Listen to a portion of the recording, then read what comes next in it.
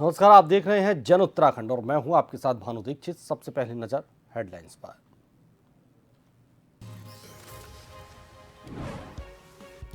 CM Dhami ने उत्तराखंड के विद्यार्थियों से किया संवाद। छात्रा ने सुनाई आप बीती 1.5 लाख रुपए की मांग से अंतर्राष्ट्रीय प्रतियोगिता से रह गई वंचित। राष्ट्रीय प्रतियोगिता में जीता था गोल्ड मेडल।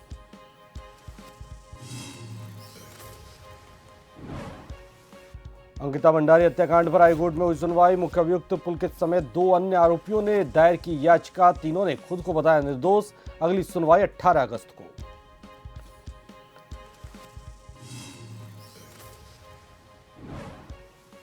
सावन की शिवरात्रि पर हर की पैड़ी पर भीड़। करीब 4 करोड़ 50 लाख कांवड़िए गंगाजल लेकर रवाना। बम बम बोले के जयकारों से गूंजे शिव मंदिर। देहरादून में रूट डाइवर्ट।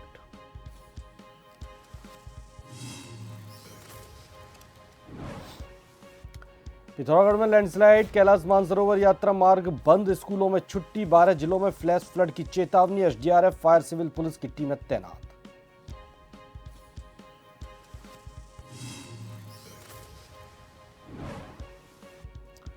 नैनीताल हल्द्वानी मार्ग पर भीषण हादसा। 300 मीटर गहरी खाई में गिरी कार। 4 लोगों की हालत गंभीर। केस के सिलसिले में हल्द्वानी से जा रहे थे हाईकोर्ट।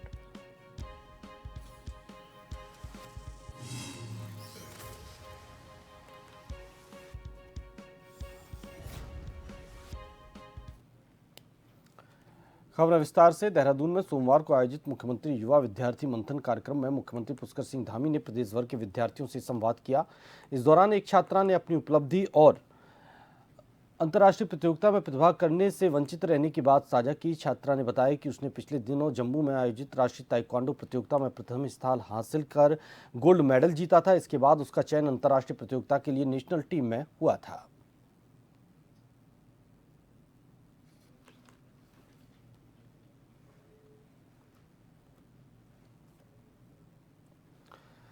चमोली के ज्योतिर्मठ मलारी मोटर मार्ग पर तमक नाला में बेली ब्रिज बहने के बाद अब सरकार के सामने सबसे बड़ी चुनौती प्रभावित क्षेत्र में लोगों की सुरक्षा के साथ जरूरी सामान की सप्लाई और सड़क संपर्क जल्द बहाल करने की है। मुख्यमंत्री पुष्कर सिंह धामी खुद पूरे घटनाक्रम की मॉनिटरिंग कर रहे हैं। मुख्यमंत्री ने मंगलवार को चमोली के जिलाधिकारियों और गढ़वाल मंडल आयुक्त से स्थिति की जानकारी ली। उन्होंने अधिकारियों को ग्राउंड जीरो पर पहुंचकर नुकसान का आकलन करने और राहत बचाव के साथ कनेक्टिविटी बहाली के सभी विकल्पों पर तत्काल काम करने के निर्देश दिए।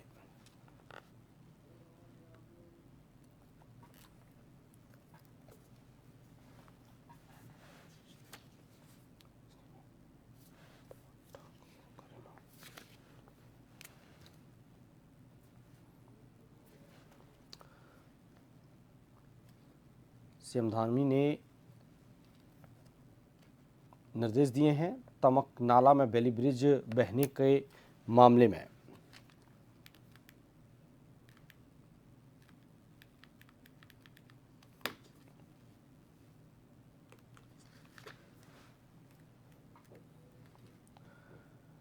बाजपुर क्षेत्र के बूढ़ा फार्म और आसपास के ग्रामीण पिछले करीब 40 वर्षों से सड़क के नवनिर्माण की मांग कर रहे हैं। जर्जर सड़क के चलते ग्रामीणों, किसानों और स्कूली बच्चों को भारी परेशानियों का सामना करना पड़ रहा है।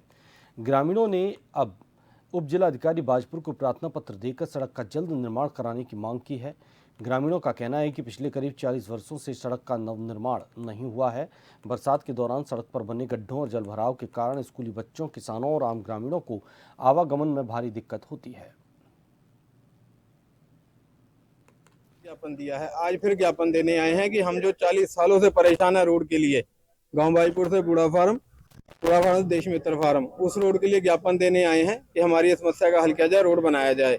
और हमने इन्हें भी बताया कि हमारा एक ही है जी, अब के अगर रोड नहीं तो बोर्ड नहीं। जब तक रोड नहीं बनेगी तब तक बोर्ड नहीं देंगे। इलेक्शन का पूर्ण बहिष्कार होगा। तो हमारी यही विनती है कि हमें इस नर्क से निकाला जाए, हमारी रोड को बनाया जाए, जिससे हम 40 साल से परेशान हैं। गांव में धरना दिया। आज एसडीएम कोर्ट साहब में आया है। एसडीएम कोर्ट साहब में एसडीएम साहब को ज्ञापन देने के लिए, अगर हमारी बाजपुर गांव की रोडें नहीं बनी तो हमें मजबूरी होगी आगे धरना बढ़ाने की और धरना करने की। हम इसके लिए उग्र आंदोलन करेंगे, जिसकी जिम्मेदार शासन प्रशासन होगा। रिजल्ट में उत्तराखंड क्रांति दल के नेता प्रताप सिंह बसनाला ने प्रेस वार्ता कर पलायन, स्वास्थ्य सेवाओं, मानव वन्य जीव संघर्ष का मुद्दा उठाया। उन्होंने कहा कि क्षेत्र से लगातार हो रहे पलायन के कारण गांव खाली हो रहे हैं और इसका असर मानव वन्य जीव संघर्ष के रूप में सामने आ रहा है। देघाट में बाघ के हमले की घटना का जिक्र करते हुए उन्होंने रोजगार के अवसर बढ़ाने की मांग की।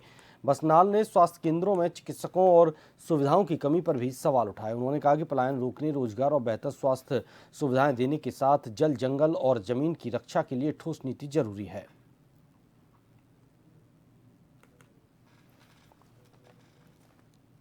का स्वास्थ्य का उससे भी बड़ा मुद्दा गैरसैंण राजधानी का है। लेकिन जो मेरी पर्सनल अपनी एक ख्वाहिश है कि भी क्षेत्र के अंदर हमारे यहाँ से पलायन बहुत ज़्यादा हो गया। पलायन होने के कारण हमारे क्षेत्र में आज जानवर बहुत आने लग गए, क्योंकि लोग गांव में रह नहीं गए, जानवर गांव तक पहुंच गए। आपने देखा होगा जैसे पीछे विगत समय में पांच व्यक्तियों को तो अभी तड़म क्षेत्र में ही बाघ ने निवाला बनाया है। अभी एक हमारी छोटी बहन देघाट क्षेत्र में 3 दिन पहले का एक प्रकरण और सामने आया है, वहाँ भी बाघ ने झपटा मारा है। तो ये सारा कारण जो है ये है पलायन का। उत्तराखंड की स्थायी राजधानी गैरसैंण को लेकर आंदोलनकारियों ने एक बार फिर आंदोलन का ऐलान किया। देहरादून में 13 अगस्त को विधानसभा के बाहर सुबह 9 बजे से सामूहिक मुंडन कार्यक्रम होगा। वहीं 15 अगस्त को सुबह 9:30 बजे विधानसभा के बाहर से देहरादून गैरसैंण पदयात्रा का शंखनाद किया जाएगा। आंदोलनकारियों का कहना है कि गैरसैंण को स्थायी राजधानी बनाने की मांग को लेकर संघर्ष जारी रहेगा। उन्होंने सरकार को स्पष्ट संदेश देते हुए कहा, गैरसैंण नहीं तो शांति नहीं।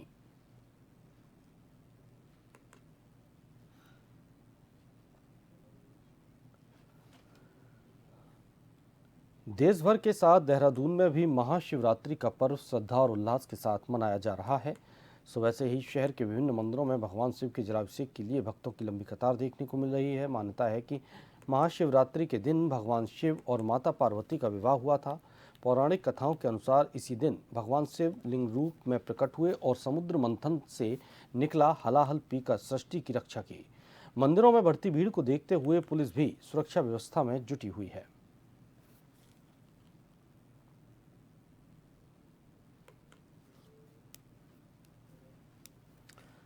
नैनीताल के ताकुला में कार गहरी खाई में गिर गई। लगभग 300 मीटर गहराई से पुलिस ने स्थानीय लोगों की मदद से घायलों को निकाला। पिथौरागढ़ और टेहरी गढ़वाल के रहने वाले सभी 4 सवार जैसे ही ताकुला के समीप पहुंचे, उनका वाहन अनियंत्रित होकर लगभग 300 मीटर गहरी खाई में पलटते हुए जा गिरा।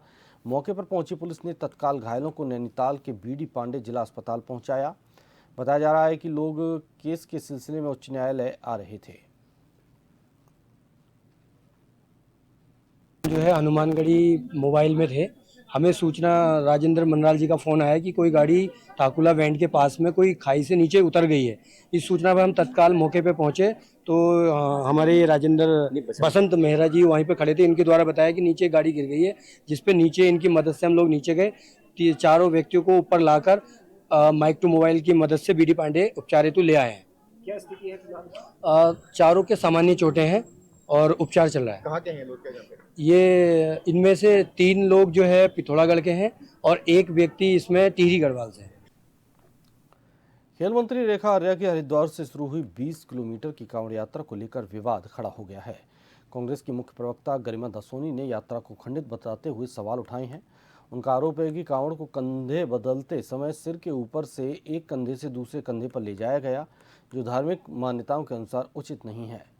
गरिमा दसोनी ने दावा किया कि यह यात्रा के दौरान ऐसा 2 बार हुआ और इसी आधार पर उन्होंने कांवड़ यात्रा को खंडित बताया। उन्होंने कहा कि अब इस यात्रा का औचित्य नहीं रह जाता।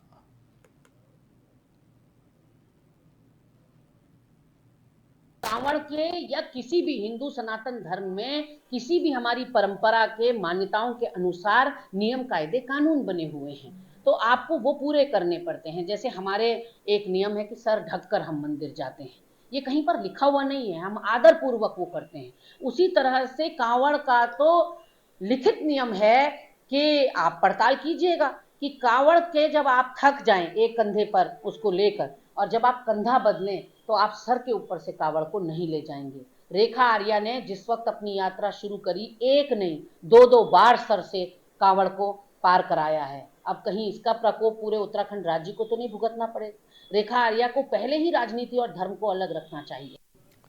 प्रदेश में आगामी 2027 में होने वाले विधानसभा चुनाव के लिए यूकेडी ने अपनी सभी तैयारियों को पूरा कर लिया है।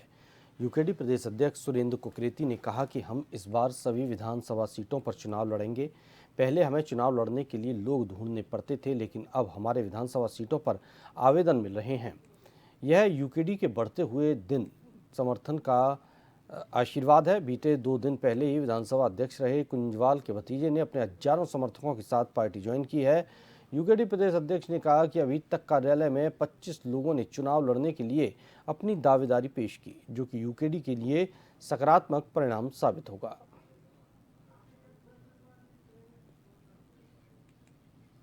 रणनीति का हमारी करीब साल भर पहले से रणनीति तैयारी शुरू होगी और इसमें लगातार जो है हमारा हर कार्यकर्ता, हर नेता, हर कार्यकर्ता, हर छोटा बड़ा लीडर हमारा इस समय पूरी तरह जो है काम कर रहा है, जनता के बीच में जा रहा है और उसके अच्छे परिणाम भी आने लग गए हैं। जिस तरह से जनता उत्तराखंड क्रांति के साथ जुड़ रही है उसके अच्छे परिणाम आने शुरू हो गए हैं। जनता जिस तरह से जो है आशीर्वाद उत्तराखंड क्रांति को दे रही है, शुभ संकेत है ये। उत्तराखंड के बहुचर्चित अंकिता भंडारी हत्याकांड में दोषी ठहराए गए मुख्य अभियुक्त पुलकित आर्य और 2 अन्य की जमानत याचिका पर हाईकोर्ट में सुनवाई हुई। न्यायमूर्ति रविंद्र मैठाणी और न्यायमूर्ति सिद्धार्थ शाह की खंडपीठ ने मामले की अगली सुनवाई के लिए 18 अगस्त की तिथि नियत की है।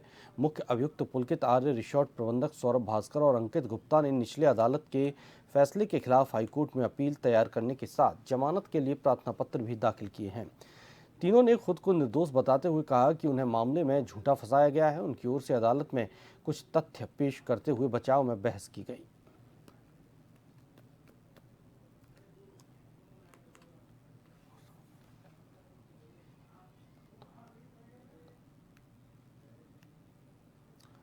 हरिद्वार ग्रामीण से कांग्रेस विधायक अनुपमा रावत ने एसआईआर प्रक्रिया पर कड़ा ऐतराज जताते हुए निर्वाचन आयोग को ज्ञापन सौंपा है। अपने समर्थकों के साथ हरिद्वार तहसील पहुंचकर विधायक अनुपमा रावत ने एसडीएम को ज्ञापन सौंपते हुए आरोप लगाया कि जानबूझकर सत्तारूढ़ दल के कार्यकर्ता उनके वोटरों पर आपत्तियां लगा रहे हैं और टारगेट करके धर्म विशेष वर्ग को मतदान प्रक्रिया से बाहर करने की साजिश रची जा रही है।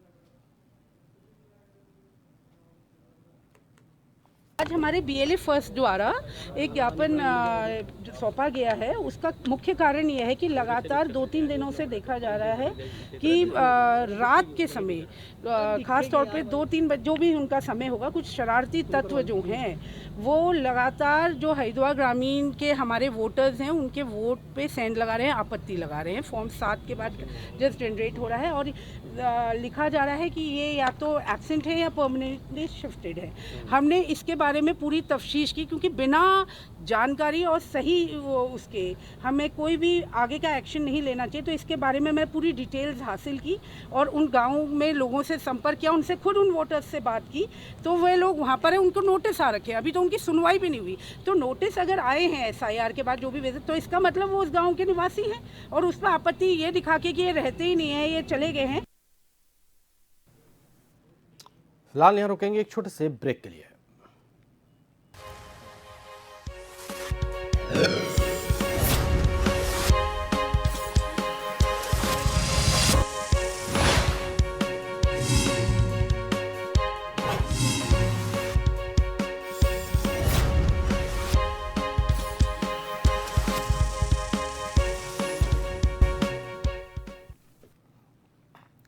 ब्रेक के बाद आपका स्वागत है। आगे बढ़ते हैं। विश्व प्रसिद्ध प्राण कलियत शरीफ दरगाह में जायरीनों से कथित अवैध वसूली का मामला सामने आया है।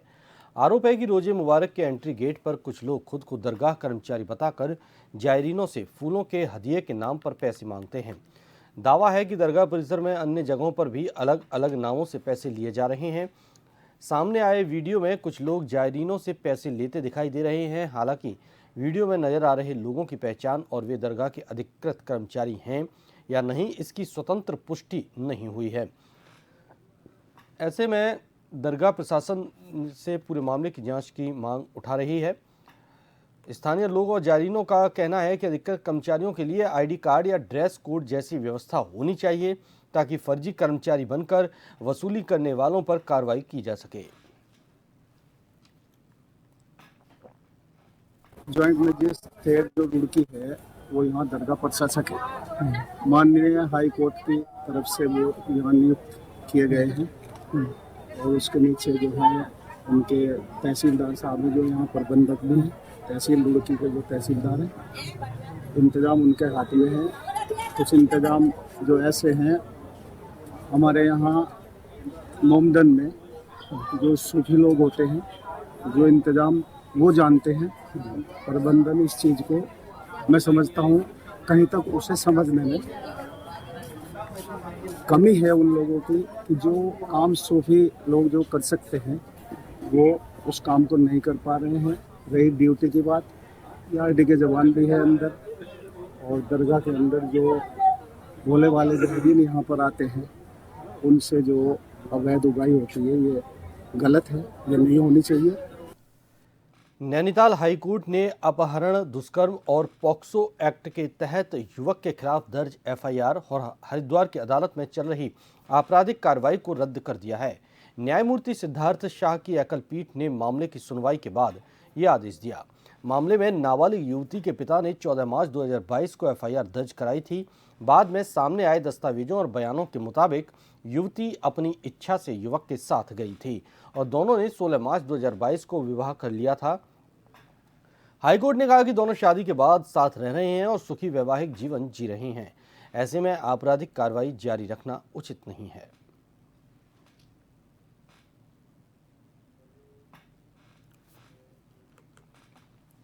रामनगर के खताड़ी इलाके में देर रात कई राउंड कथित फायरिंग से हड़कंप मच गया। स्थानीय लोगों के मुताबिक कुछ लोग मौके पर पहुंचे और फायरिंग के बाद फरार हो गए। गोलियों की आवाज़ सुनकर इलाके में दहशत फैल गई। हालांकि घटना में किसी के घायल होने की सूचना फिलहाल सामने नहीं आई है। सूचना मिलते ही पुलिस मौके पर पहुंची और घटनास्थल का निरीक्षण कर आसपास के लोगों से जानकारी जुटाई। पुलिस अब फायरिंग करने वालों की पहचान और गिरफ्तारी के लिए जांच कर रही है। सार्वजनिक इलाके में हुई कथित फायरिंग के बाद स्थानीय लोगों ने सुरक्षा व्यवस्था पर सवाल उठाए हैं। फिलहाल पुलिस इस बात की पड़ताल कर रही है कि फायरिंग किसने की और इसके पीछे क्या वजह थी।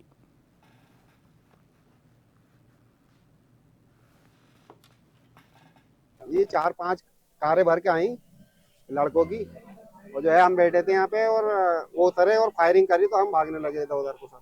लड़की औरतें भी टेल रही थी थोड़ी सी, वो भी बेचारी डर के मारे भाग गई रोड पर से, यहाँ नहर पर से। कौन लोग थे? चमोली जनपद की नीति घाटी में भारी बारिश के बाद तमक नाला अचानक उफान पर आ गया। पानी के तेज बहाव में ज्योतिर्मठ मलारी मोटर मार्ग पर तमक नाले में बना वैली ब्रिज बह गया, जिससे नीति घाटी में वाहनों की आवाजाही बाधित हो गई है। जिला आपातकालीन परिचालन केंद्र के अनुसार 123 BRTF सुराई थोटा द्वारा निर्मित वैली ब्रिज नाले में अत्यधिक पानी के बहाव के कारण क्षतिग्रस्त होकर बह गया।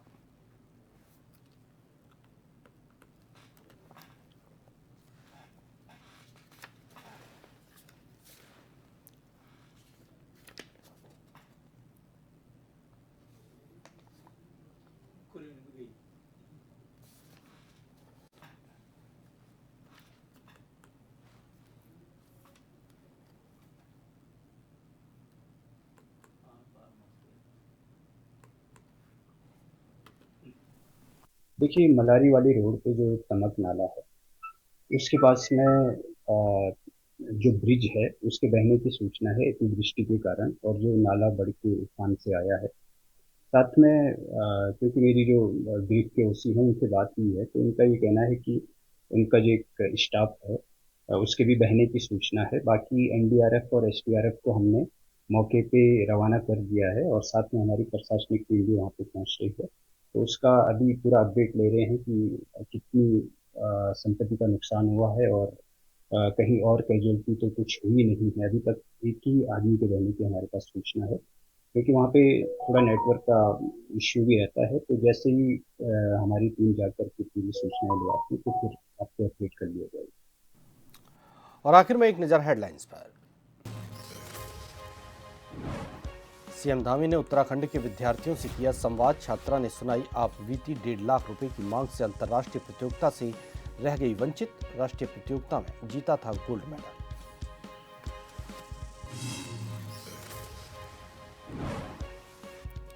अंकिता भंडारी हत्याकांड पर हाईकोर्ट में हुई सुनवाई। मुख्य अभियुक्त पुलकित समेत 2 अन्य आरोपियों ने दायर की याचिका। तीनों ने खुद को बताया निर्दोष। अगली सुनवाई 18 अगस्त को।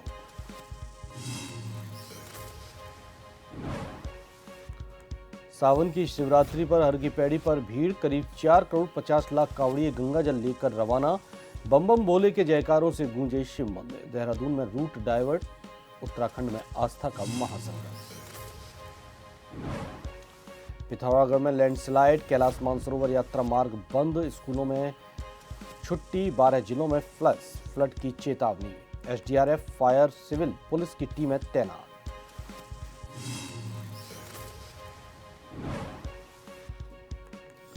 नैनीताल हल्द्वानी मार्ग पर भीषण हादसा। 300 मीटर गहरी खाई में गिरी कार। 4 लोगों की हालत गंभीर।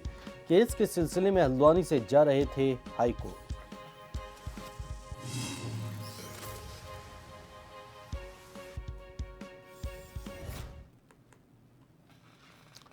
इसी के साथ इस बुलेटिन में फिलहाल इतना ही। नमस्कार।